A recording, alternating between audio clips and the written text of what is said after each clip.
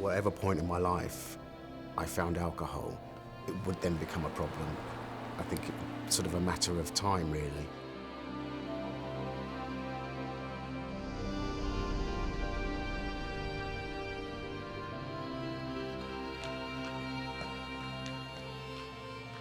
I was first drawn to dance by the sheer freedom of expression when I would watch it on television. I was just fascinated by all the many rhythms you could make just with your feet and how that could be achieved. I was a nurse prior to being a midwife, and I was a midwife for 40 years.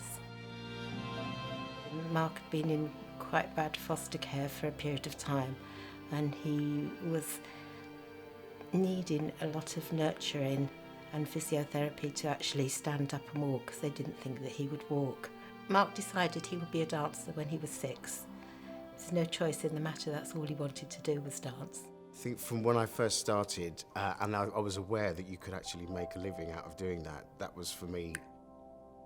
He had dancing lessons 3 times a week, and I was all around the country, taken for various competitions. You know, I'll be doing it regardless of being paid or not. It was a passion, and it was a fantastic time. When you work in the West End, it's kind of the pinnacle of, if you want to work in theatre, you want to work in the West End or on Broadway, and it felt that. It really felt like you arrived. I never drank, really. I mean, I think I did on my 21st birthday have champagne, and I would have the odd drink, but I mean, I was famous for, after a show, my drink would be a pint of Coke. I was in The Lion King, and I had an injury on my hip. I felt something go, but of course the adrenaline's there, and it didn't actually hurt, but it wasn't until afterwards I felt the pain. To not be doing it, it's fine if you're not working, but to not be able to do it is depressing. So I got a job working more on the production and marketing side, and the environment I was in at that time, you could even drink during the day. That's when I began drinking.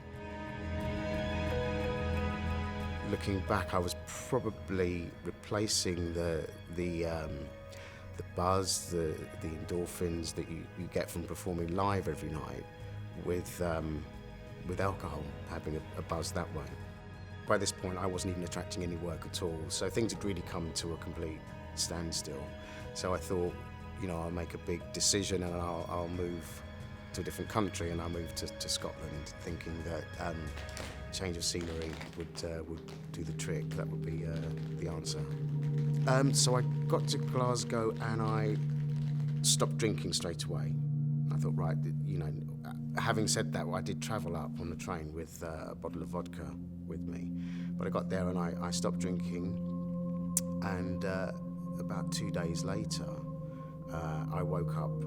I'd had a seizure, an alcohol withdrawal seizure. I think he had got to the stage where he couldn't cope anymore. He'd been having quite a lot of fits. He was in hospital multiple times here, London, Scotland. He was in hospital so much that he wasn't coping with life. Then I think by this point I'd realised how severe the problem was, and I needed to move back. I mean, you know, 1 minute I was just drinking a lot, the next minute I'm in an ambulance. So that's when I moved back again. But when he was drinking, he was less of a person. It was, you know, quite worrying time. It was very hard because she was able to be proud of me for so long, and now I'm this child again that she has to shout at, and it was horrible. I'd go for a walk, I'd do the garden, just try to put it somewhere else. If I go in the garden, nobody's making demands on me. So I was completely isolated, really, by this point, and so I would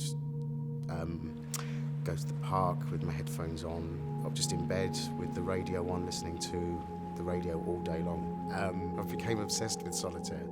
Yeah, it was horrible, because I had to really think about if I was going to cross a room, you know, is there something to hold on to? And I was used to, I mean, tap is very intricate, very precise, and to suddenly have to sort of negotiate getting from A to B in one room was quite devastating. For weeks and weeks, I was putting out endless bottles. I think my lowest point was having to ask and forming friendships to get money when I couldn't afford the alcohol.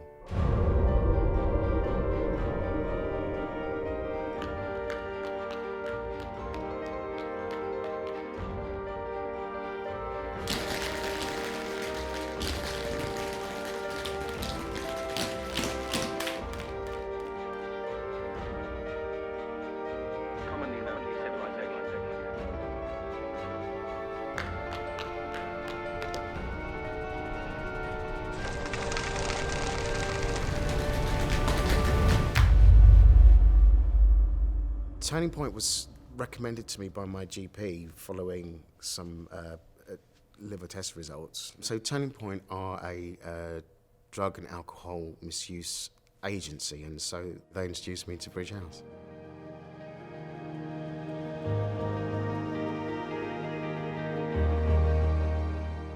Bridge House is a inpatient detox unit. I went there full of nerves, very scared.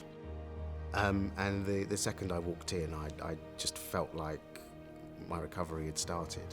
The group therapy sessions, and for Mark, are challenging, but they're very good to really start identifying with one another, seeing that you're not alone, seeing that others are going through the same issues, and it gives everybody an encouragement to see, because when you feel very alone, you can feel quite ashamed and quite embarrassed. It was good to kind of go, okay, I'm part of a group. It's a thing. It's a real thing.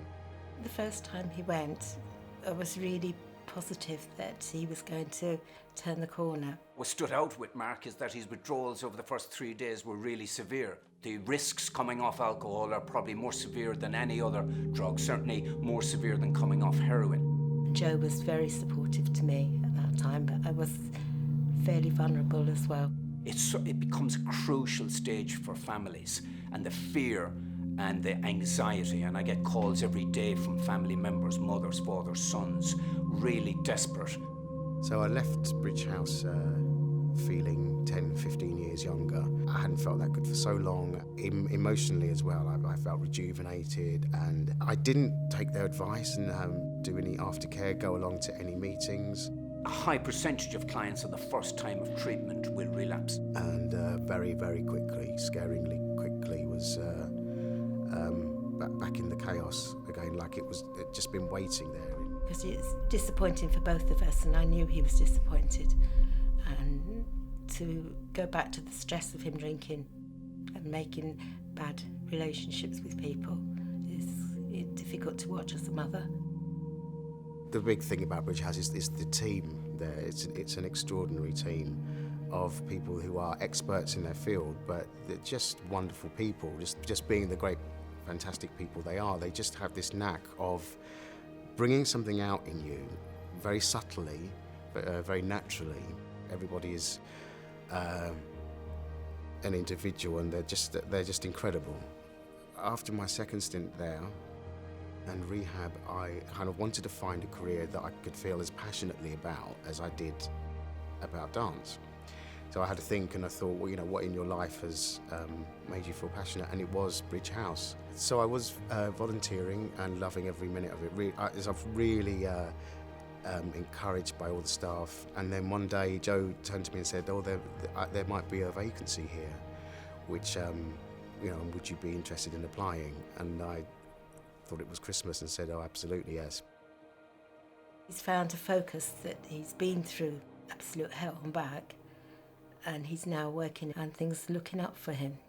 And I respect every single person that comes in. It's a very hard thing to do, to walk in, so I'm able to at least understand them and tell them. I think it's important to tell them that I really do get where you're coming from. I want recovery for everybody that walks through that door, and anything I can do, to help. It's amazing to be part of it. It's definitely a brand new purpose for me. And I don't know what I would have done without Bridge House. Everybody is gaining from Mark, because the patients are gaining from Mark. Mark is gaining himself, staff are gaining, and more importantly, his family is gaining. They've got Mark back. Well, I think he achieved a lot when he was dancing, and that was a great thing to have in his memory. But it's even better that he's stopped drinking and he can function like a normal human being.